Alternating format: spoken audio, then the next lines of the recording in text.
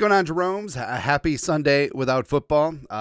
Spent some time with my family this morning. They're delightful. I have not seen them since August. I hear they're pretty good people. So, want to address a report about Justin Jefferson and the Vikings sort of went viral on Viking social media over the weekend. And initially when I saw it, I was just like, okay, here we go. Here's the first crack of the first leak. But, the whole thing about Kwesi and Justin Jefferson and the Vikings is like, will something get done? Yes. Should something get done? Yes. Is waiting to see what happens with the quarterback? Yes. I think that right now, we said this about negotiations. The less you hear, the better it's going. And throughout this negotiation process, whether it be last off season where JJ skipped voluntary OTA, showed up for mandatory minicamp, no muss, no fuss, no harm, no foul, you haven't heard any leaks. And generally, you can always reverse engineer where the leaks came from. It's just like, oh, hey, player XYZ is being unrealistic about asking for money, or the team is blah, blah, blah, blah, blah, blah, blah, right? So you can always tell whether it's the team or the agent leaking things, but we haven't heard anything about JJ. That's why we feel like we are in a holding pattern, because the Vikings, you want to find out who your quarterback is going to be before you sign up. So that way you're not like prime Larry Fitzgerald stuck with Max Skelton, or no, John Skelton and Max Hall. I just combined them because they're both so terrible.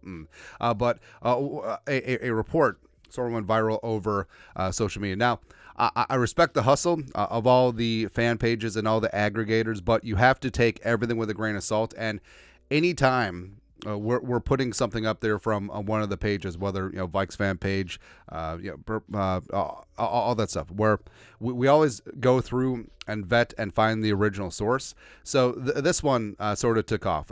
This is from Vikings fan page. The Vikings are hesitant to give Justin Jefferson fully guaranteed money after the first year in a new deal, per Pro Football Talk. It's not the dollars, it's the structure. They don't want to guarantee in full money beyond the first year on a deal for anyone other than the quarterback position. Now, reading that on its face, the Vikings are hesitant about giving Jefferson fully guaranteed money after the first deal. Well, that seems like a pretty big deal, right? So that seems like a sticking point. That seems like something that came straight from Justin Jefferson's camp. It's like, they won't give guaranteed money after the first year. But then you go back and look at the sources. So this is from the Purple Persuasion, where he was quoting Florio, who was really just talking off the cuff.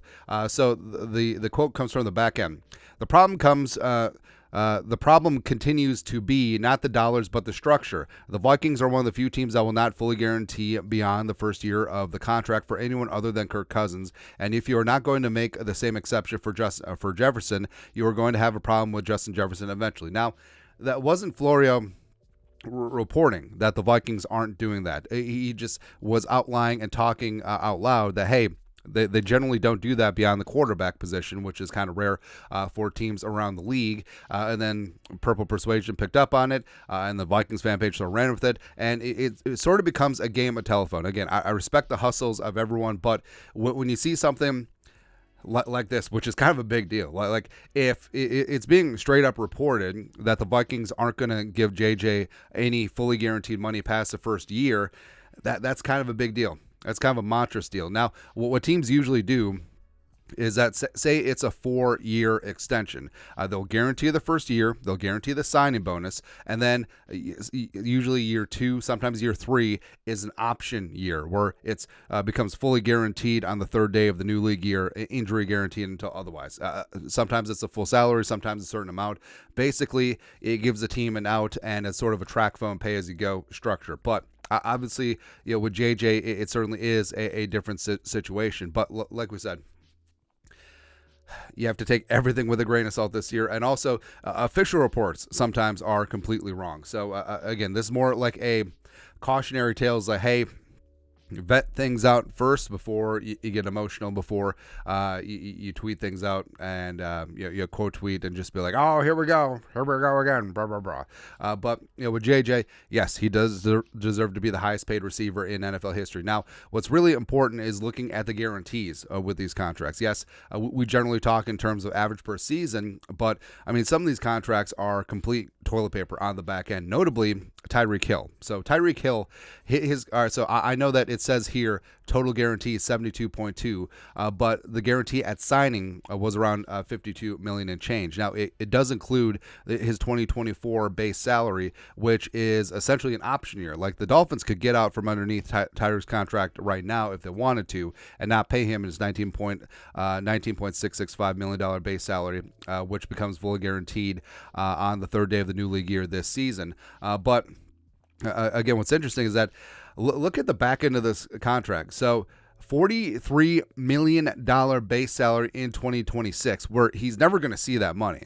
And all it was to do is to fluff up the numbers so that Tyreek Hill would be the highest paid receiver by average over Cooper Kupp, over Devontae Adams, etc. It's just funny how the game is played sometimes, man. It is. And also, you look at Hawkinson's deal. So Hawkinson's contract is the really only the multi-year extension, big time deal that Kwesi has done. Now, I'm not talking about like Jordan Hicks' 2-year deal. I'm talking about like major money and multi-year extension. So Hawkinson's deal, on paper, on purpose, 4 years, $66 million.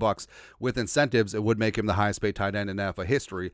But guaranteed at signing was less than $30 million, and that includes an $18 million signing bonus. So basically, it just included his 2024 salary and the bonuses. And the Vikings have one of those option years now next year in 2025 at $10.9 million, which again is only the second year of his extension. It becomes guaranteed on the third day of the new league year, and it's not guaranteed at signing. So what's interesting is that even with Hawkinson, who is the premium contract at his position, even that was essentially only a 1-year extension, even though it's listed as a 4-year deal. So, I mean, we'll see what happens. And, JJ, I mean, this estimate is completely off, from Spot Rec. I do think that JJ will get in the neighborhood of 32, 33, maybe even up to 35 million per season, depending on who signs first. Jamar Chase, who's eligible for a deal, CeeDee Lamb in the same draft class as JJ, certainly could freshen up a contract with him. But things will get done. But like we said, again, I'm not ripping on anyone. I'm not doing this or other thing. It's just the reality of reality where a lot of these aggregator sites, sometimes it is a game of telephone, and sometimes words can get twisted. But always try and find the source, and always try and find what's actually going on before reacting out there. Because I know a lot of Vikings fans right now are just up in arms, like, oh, of course, get it done. But I feel like it will get done. And what is the main part of it is finding out who the quarterback is going to be. Whether it's extending Kirk, whether it's drafting your quarterback of the future, whether it's a bridge quarterback and quarterback of the future, or Kirk and quarterback of the future, don't know. But I think once the Vikings have clarity there and a plan both short and long term at QB, I think that JJ deal will magically get done. I think it will be extremely lucrative, and I think that he'll break the bank. But your thoughts reaction to the Justin Jefferson Vikings 1-year deal of guarantees rumor? Let us know in the comment section below. Subscribe for daily Vikings takes. Want to support the work? Put a little something in the Venmo. But to next time, Skol, production value.